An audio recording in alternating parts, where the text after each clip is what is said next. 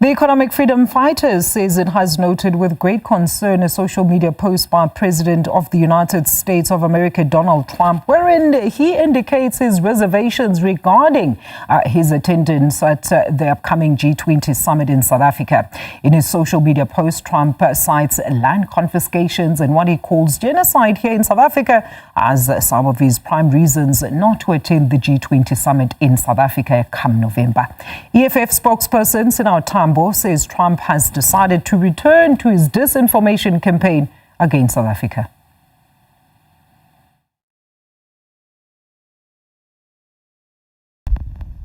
The EFF has taken note of a social media post by President of the United States of America, Donald Trump, wherein he indicates his reservations regarding the G20 summit in South Africa. In his usual delusional manner, Trump cites land confiscations and genocide in South Africa as his reason and attaches to his ridiculous claims a video of the Commander-in-Chief and President of the EFF, Julius Malema, debating the land question in the Parliament of South Africa. In a clear indication of a man who has lost all sense and touch with reality, Donald Trump has decided to return to his disinformation campaign against South Africa to distract the public from the mess he has created globally with his uneducated reciprocal tariff system.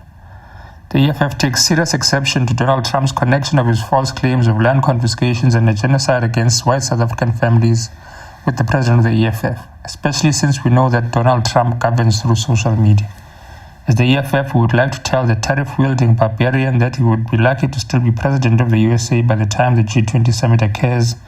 in South Africa, following his reckless and economic illiteracy which has plunged the US economy into a recession and launched them into a trade war with China and Europe. The G20 summit in South Africa should be the least of Donald Trump's concerns, and he should focus on the allegations against him of manipulating the US stock market by imposing tariffs on numerous countries across the world and then giving trading advice to his billionaire friends before pausing the tariffs for 90 days. Trump essentially used the US economy as a means to practice insider trading and defraud the American people of billions in their life savings and pensions. He himself has committed an economic genocide on the ordinary American people and the US economy. As the EFF, we condemn Donald Trump for the havoc he has caused to the global economy and view his utterances against South Africa as part of a premeditated strategy to impose sanctions on our country and our political leadership. It is a strategy of imperialism to frame a nation it intends to invade and disrupt politically and economically as a nation that is violating human rights before making an intervention that disrupts that nation's prosperity for decades to come. We have seen this strategy in Iraq, Afghanistan, Libya, Cuba, Venezuela, and many other nations. Today, because South Africa and the president of the EFF has correctly condemned the USA's role in funding the genocide of Palestinian people by apartheid Israel,